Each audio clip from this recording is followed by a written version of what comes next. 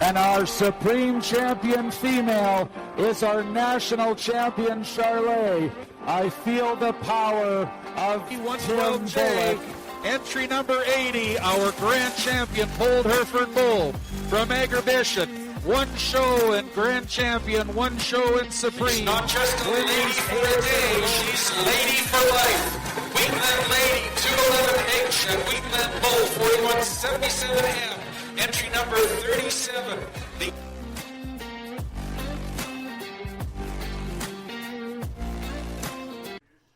Welcome everybody to episode 3 of the Next Gen Cattle Podcast. I'm your host, Mitch McCready. I'd like to thank everybody that's tuned in so far to the podcast and left a like or a comment on the page. It's really humbling to see that this is kind of working out for us and that you guys are enjoying the content. First, we're going to give a little bit of a shout out to some Supreme Champion animals here the last weekend. Winning Supreme Champion female at the Lloyd Stockade Roundup is Double RN Ranching. Then Murray Ranch has wrapped things up on the bull side with an Angus bull. Then going to Ag X, Northern Lights Simmentals, Cody and I guess soon to be Bobby Carson win on the female side with a Simmental female. And the Liebrick family wins Supreme Champion male with a Cowtrax bull. And I guess working right into the podcast here this week, we're really excited to have Kailey Brandl on. So welcome, Kailey. Yeah, thank you. Happy to be here. Just start off by give us a little intro about your family's operation, kind of how you got started in the Black Angus deal. Yeah, so I'm a second generation at Brandl Cattle Company, and we operate just north of Edmonton at Jarvie. We have a bull sale every second Saturday in March, and we consign females to sales every year. Yeah, it's actually our 50th year celebration of raising purebred Angus cattle, so it's a pretty good time to be in the Angus business around Brandl Cattle Company. Yeah, for sure. That's a huge accomplishment. Like to think of 50 years straight of having a bull sale. Yeah, that's awesome for sure. Yeah, my dad, I think especially is feeling pretty good and unreal kind of about things, and being that he started this all, and I can only imagine like how he feels being 50 years into it and being so clear that all three of us kids are so heavily involved in the cattle industry. I can only imagine how good that feels for him, especially. Yeah, for sure. How did he get started? Did his family have cattle growing up, or he just jumped right into it, cold feet? So it's actually quite funny, and I think the full story, hopefully I'll get it right, but I think the full story is actually on our website. So my dad grew up in Sycamoose, BC, and my grandparents ran a service station and restaurant out there. And my dad actually, he had a pile of horse manure that he was, I don't know I guess 50 years ago, how old he was, probably, 10 years old. He actually dug worms out of this pile of horse manure and sold them to whatever the tourists that stopped in to buy fishing worms. And that is literally how he bought his first Angus cow. That is so awesome. That's crazy. And why? Do you know why he picked the Angus? Did he start with Angus? Or? Yeah, so actually, I guess around there, it was other kids had Angus or Herefords, mostly Herefords, I think. Kids would tease him when he first started with Angus cattle, that Angus were small and wild, and Dad decided right from the beginning that, no, I'm not having Angus cattle that are either small or wild, so that's kind of been the push ever since, I guess. Nice, love it. What is the Brandl Cattle Company herd kind of look like in terms of females and kind of structure and what you guys would look for in a donor female? Kind of females with that, I guess that feminine kind of Angus characteristic look, and obviously not being small and wild, having some body and some power to them, but feed and udder quality is obviously super important to us as well. I guess females that can go out and be the backbone of our operation and that can raise bulls and females that are essentially even better than themselves, because that's kind of why we all do this and how we keep going. But yeah, that can go out and have a positive impact to both the purebred and commercial cattlemen and their families. So that's what it's all about. Let's talk a little bit about how Brandl Cattle Creative came to be your new venture with the picturing and videoing and such. Yeah, absolutely. So, yeah, I guess, I've shown cattle since I was really, really young. I guess since I could basically walk and talk, I wanted to be doing it. And so, yeah, showing cattle is something near and dear and something I love, which takes a lot of detail. And yeah, I think it has certainly kind of more than anything set me up to be successful for this job. But yeah, getting back to my dad, he worked for Walt Barney like way back in the day, and I can remember being a little girl following him around with like a digital camera. And yeah, I remember people or my dad for sure joking then that yeah, I was gonna be better or that I was better than him and whatever. And yeah, so I kind of never really thought anything of it after that. I went to hair school right out of high school. That's what I wanted to do for so long. And so yeah, I guess now I've been a hairstylist for the last 5 years, and I've certainly loved the creativity and being able to help people. But yeah, I guess I kind of just got to a point where I wasn't totally like happy with the environment of things. It can be kind of catty, and I'm not about that. So yeah, I texted Jordy and ended up working for all winter, and I guess it kind of worked out really good. It's been, I guess, a really good kind of transition time. It ended up that I moved to Viking, and so yeah, it's kind of just now we're here, I guess. Yeah, still creative and helping people's operations, and yeah, I'm really enjoying it. Yeah, for sure. And I think it's one of those things too. I think everyone gets to that point where I think me out of high school jumping right into the welding thing, and you kind of do it for a little while. There's always that what if in the back of your mind, right? Like what if you went and tried something different and if you like it. And I think it's definitely something that I definitely enjoy doing, getting out and working full time on the farm and trying to kind of broaden my horizons that way. And the good thing is you can always go back, right? And Oh, for you sure. can, Yeah, there's that's always going to be exactly hair to it. cut for sure. Yeah. Whether on And yeah, cows or on humans kind of goes hand in hand, I guess.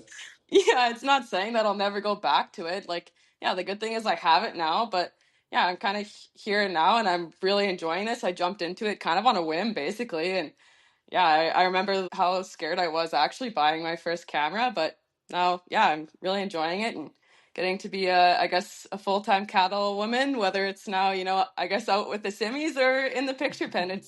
I really can't complain. It's been pretty awesome. And yeah, I don't know, it just feels pretty awesome to, yeah, really feel like I'm kind of where I need to be right now. Yeah, for sure, for sure. Maybe touch on Kailey a little bit why like getting that picture is so important, like seeing that first kind of picture in the catalog and kind of why that's important. Truly, I think it's make or break. There's lots of times where, yeah, you look in the catalog and that picture doesn't maybe wow you, and sometimes that doesn't really, maybe that's not going to bring you over to make sure you take a good look at that animal. So, yeah, and whether it's at a consignment sale or your own sale, like maybe you're going to bring a couple more people, and maybe those two people will bid against each other or whatever. Like, I think, yeah, if there's an opportunity to bring more people and bring more business, kind of why wouldn't you, right? For sure, for sure. And I think it's one of those things too that I know chatting with you a bit and with some other photographers that it's that picture grabs your attention the first time and then that makes you really want to go look or check out the sale or take another look or Absolutely. check out the video, right? And I think that's where it's really, and I think you do a really good job of making sure that picture really stands out. Like when you pictured those show horns for us, like I think those pictures, like you see them and you're like, wow, like you want to take another look and dig a little deeper, regardless of what breed you're in, right? Yeah, thank you. No, it was lots of fun to come and help you guys. I think back to even like a year ago, and every single project I do, like I learn something every time, and yeah, like I feel like I have been so lucky though since the get go. Just the quality and high caliber of all of this in this industry. Yeah, it's another one of those things that you have to be on the top of your game. And I think too, it's a lot of pressure on you, right? Like it's oh, totally. the pressure that we have, to get the cattle ready and to get them out there, and then we can do everything right and we can do a great job, but if the photographer doesn't display what we've done, then it's kind of pointless, right? And I think Absolutely. you mentioned a really good point, and is like your responsibility is to accurately represent that animal, right? That's a lot of pressure. Like if a picture's make or break, and that's all on you. So it's Yeah, you kind of have to, yeah, I guess know kind of how to, if that animal's not cooperating, even how I can help you, from see what I'm seeing or whatever. Yeah, it's for sure. And sometimes, okay, the worst is sometimes the weather may not cooperate with you. That can affect a picture. There's for so sure. many things that go into it. Yeah, whether the animal isn't cooperating. It was the day that we were at your guys' place. We started out doing things off halter and it wasn't really going that great because yeah, the calves were just barely quiet enough that yeah, they or not wanting to look at anybody, they could care less kind of thing. So yeah, just, you know, knowing how to fix things where need to, and yeah, working together as a team. What's if people do want to take their own pictures, whether that be a picture for Facebook, like after a sale picture, or like just a picture to send their friends, even what would be 3 things kind of that you would say to somebody to try to get that perfect picture? For sure. I think definitely, like I said, a sunny day can make the picture that much better. I think taking it off the hip is also really important. But if anything that I've learned, it's having patience, you know, especially if it's somebody like taking pictures with their own family or whatever.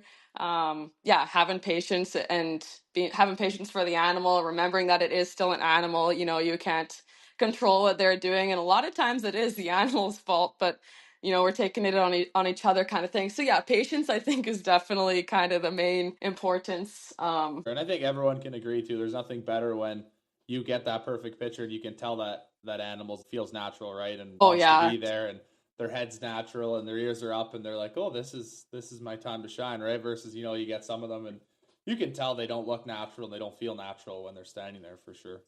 absolutely, yeah. And I don't know if anybody's ever wanting to get into it, the thing that I've really told myself straight from the beginning is just not being scared to ask questions. Like every time I would go with Jord, I would say, okay, give me a report card. And she would literally send me like the most formal text. She'd say Kailey Brandl, A plus or whatever, and then like tell me what I did right and what I did wrong. And yeah, I've told her right from the get-go, you know, give it to me. Just tell me what's right and what's wrong. Cause yeah, I want to learn and I want to get better. So For sure. And learning from someone like Jordy too, right? Like the amount of pictures she takes and the excellent quality pictures she takes too. It's really nice that you have somebody like that to kind of mentor you in that sense. Because really, there is no school for it. There is no how to take good pictures of cows university, seriously. right? Like you have to kind of have somebody that is willing to kind of take you under your wing and or under their wing, sorry, and kind of show you the ropes and see how For that goes. sure. And like there's so many talented people in this industry. Like,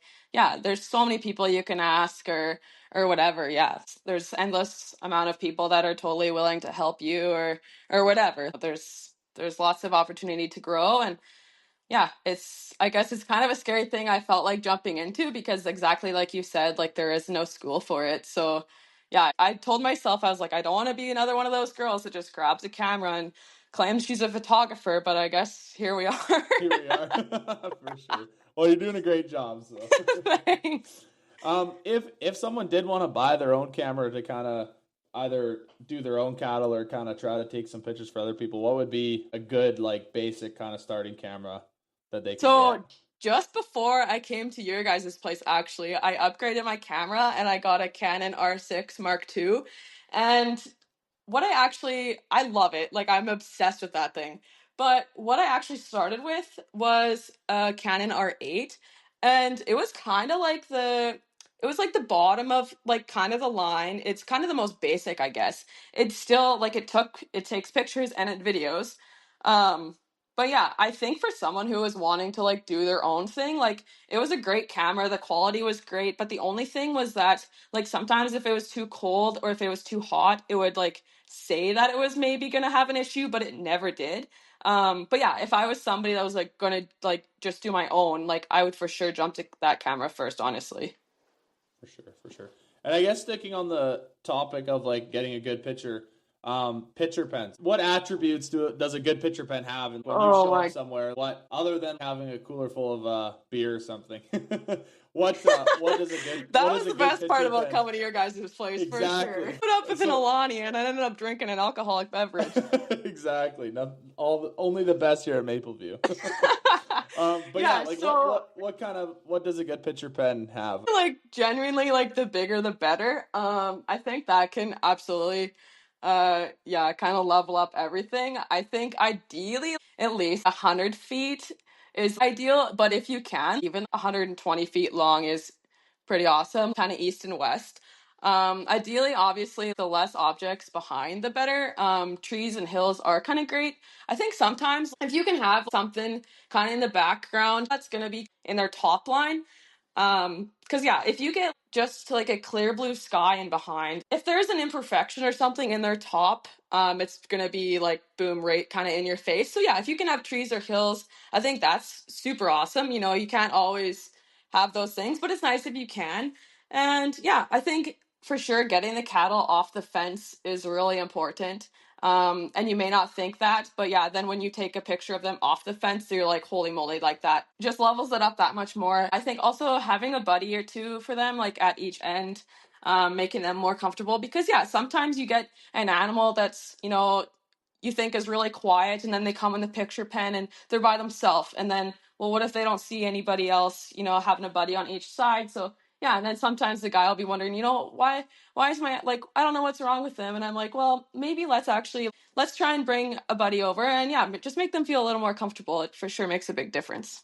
Yeah, 100%. I'm sure it wasn't ideal for Kailey's side of things, but for us, it was just like, what's going to work best? And like, we've never pictured the place we're at now. Oh my gosh, no, I would rather somebody be like, hey, like, I'm just going to leave it up to you. That's literally what you guys did. And it was freaking awesome. I came there. They're like, okay, where do you want to do it? And so I got to pick. That was like heaven. It was awesome.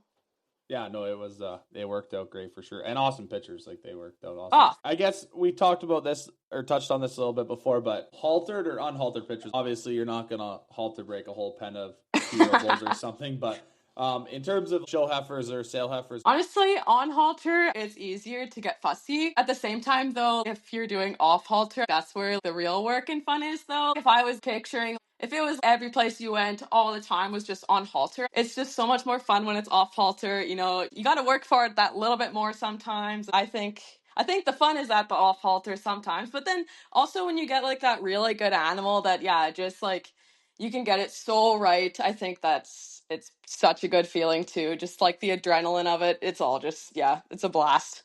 Yeah, for sure. And I think even the day you're here, you made a really good point of, you know, like those heifers we have, they were quiet enough, not picture good off the halter. They don't really care if you walk up and push them along, but maybe not quite halter broke enough to really picture naturally, right? And I think that was a really good point that I never really thought about, was that it is hard when they don't want to walk into it, and trying to get them to walk into it. That's also maybe something to think about for people that, you know, if you're going to have them halter broke, make sure they're halter broke enough that you can walk them into it and they look natural too, right? For sure. I was pretty glad that you were on the halter and not I, because I think we probably would have had some more difficulties that day, but for sure. What would be a couple pet peeves in the picture pen that you would have? I honestly think honestly, I feel like I'm pretty chill, but yeah, I think if you talk to any single person that does this for a living, I think they would all probably tell you the first thing is when people are crowding or just forcing things with the cattle. Yeah, and it kind of goes back to having a big pen. Yeah, I think it just, you know, working with the cattle and not against them. And I'm big on like no sticks and just reading the cattle, you know, because and same thing, no sticks. Sometimes, yeah, you get in there and you kind of get pushing them or trying to get them to go, but I feel like, you know, they feel your pressure and yeah, sometimes you got to wait for them a minute, but sometimes they need that minute and yeah, I think definitely giving them space, but so yeah, making them kind of wonder about you from the distance. Like as much as I like love taking pictures, I also have so much fun when I do go with Jordy, and lots of times like getting ears. Sometimes we go back and forth. Sometimes when sometimes she's getting ears and then I'm taking the picture, or then I'm getting ears and then she takes the picture. And but for some reason, there is something about getting ears that I still just have so much fun. Like being like especially ideal, the best picture pen I've ever been in was when we went to Allison Farms, and their picture pen was, I kid you not, like 130 feet long. I was at the very far end. Those bulls would come in. They looked unreal. The quality of those bulls was just awesome. But those bulls would come in and I'd be crouched down at the far end and we would picture some of them before Parker could even get back to the pen. Like just making them wonder about you from a distance, and yeah, being so far off of them that like they feel comfortable, you're not right up on them. And even sometimes, you know, when you have cattle that are like super quiet, when you can be off them and yeah, if you can try and make them wonder about you from a distance, I think sometimes people want to get in their face and be like, hey, stop, but like they're not going to stop naturally, and they're not going to do what you want them to make a good picture.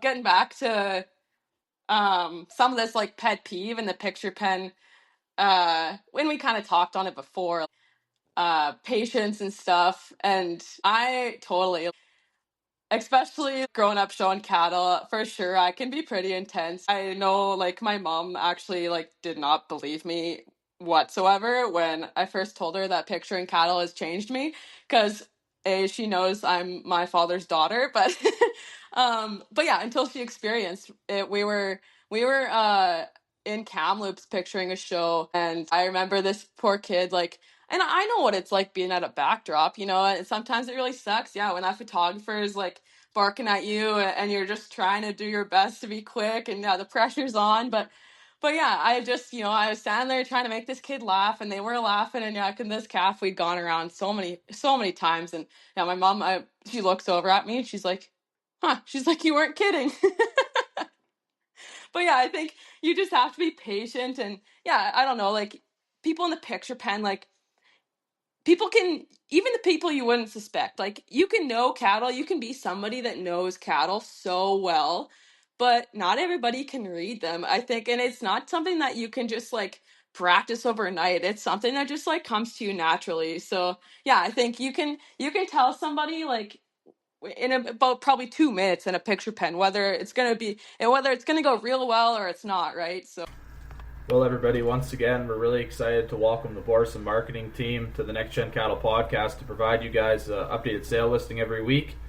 This week, we're going to start off on Tuesday with the Canadian Sires November online semen sale.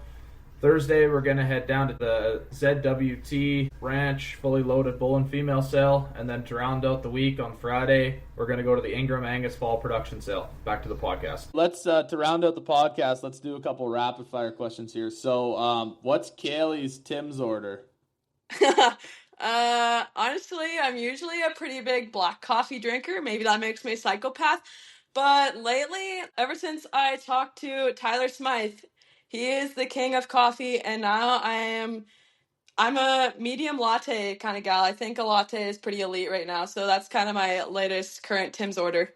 There you go. If you had to make one new Statue of Liberty with one person on it who has influenced you, who would it be?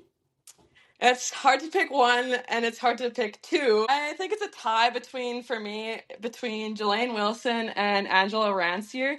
For sure, I think Jelaine I idolized growing up. I think both with like the hair side and the cattle thing. I think, yeah, she's just kind of an all around like super great human being and so beautiful, kind of from the inside and out. And yeah, for sure, growing up, when I remember my first bashaw, I remember, yeah, going there and thinking this person is literally the coolest person on the planet. Now it's pretty cool because her little girl now comes and runs and attacks me at shows. So kind of come full circle, which is pretty cool. And Ange, I think, is absolutely the hardest working, most like do all kind of lady ever. Talking with her and talking with them about their operation and everything that goes on around there. I don't think things would operate without Ange. The whole family is absolutely unreal, but yeah, it's extremely impressive to me how much Ange does around there, whether it's being outside doing chores or anything. That's certainly kind of a sign, kind of a way that I want to be too, and I think that's just pretty impressive. For sure. Your favorite everyday cattle hair product? I am a big clean sheen and liniment kind of gal. I guess basic again. Clean sheen I think is just pretty elite, and everything is so expensive. And not to say I'm a cheap, but no, I think clean sheen gets the job done. And yeah, I absolutely like. Don't get me wrong, like I love them, like fit to the nines. But full and shiny, honestly, for me, just hits different. I think if all shows were dry brush, I honestly would not be that mad. I really like just being in the show ring anymore. I used to love getting them fit and, getting to help all these different people. And yeah, it's still super fun to do, but something about, just having cattle full and like, kind of getting to take a little more of that time just to, not be so rushed and get them full but yeah, throwing a little clean sheen or whatever into, and just really taking your extra time to work that hair up. I think it just hits different. For sure. Favorite jackpot show in Alberta? To me, I think the Lady Elaine bracket, kind of getting back to that full and shiny deal. But also, yeah, just like the atmosphere and obviously the lady it's named after. It's yeah, for sure. Whenever I was junior showing, it was fun, and it still is now. I keep thinking every year that I'm gonna be another one of those people sitting with a paralyzer on the side, but somehow I end up convincing myself to help ring, which is still a pretty cool place to be. You know, right in there watching it all. So, but yeah, it's definitely my favorite jackpot show for sure. For sure. And last one, favorite bar on the show road in Canada? So I'm kind of unsure of its status. I think they were renewing it last year, but definitely without a doubt, Ballers in Regina, I think, is my favorite. I feel like you can't go wrong. You have the bar and the dance floor and the pool table on one side, but then you go through a door and you've got the batting cage on the other. Like, I don't know. I'm a big ball player actually. It's like my favorite sport to play, and so yeah, mixing kind of I guess yeah, getting to mix alcohol and your favorite people and obviously swinging a bat together is kind of second to none. For sure. I did do a little bit of research, and from what I can tell, it is going to be open this year for Regina. So Are you serious? yeah, so we won't be stuck at the casino every night, because that was the thing last year. Was that, like, other than the water, that was poor. A lot of people came out poor too. No, one of my favorite, like, for some reason, I don't know why I have this picture stuck in my head, is just Toby Noble with a batting helmet on, just sitting there with like the biggest like shit ass grin on his face. Like another one of my core memories in that bar, maybe I shouldn't be saying this, but I think it's so funny. So one time there was like this little like guy, I'm pretty sure he worked at the grounds. And so I don't think he was, I'm sure he was working there, but yeah, he was very intoxicated, living his best life. He had a Budweiser cowboy hat on. And so yeah, he was like in the watering hole with everybody. But yeah, then when we all went to Ballers that night, my favorite memory in that bar ever was him and Jackson Payne. This guy was on Jackson Payne's shoulder. Both of them were having just as much fun as the other. Jackson goes running through those doors back into the bar side with this guy on his shoulders, clotheslines this guy.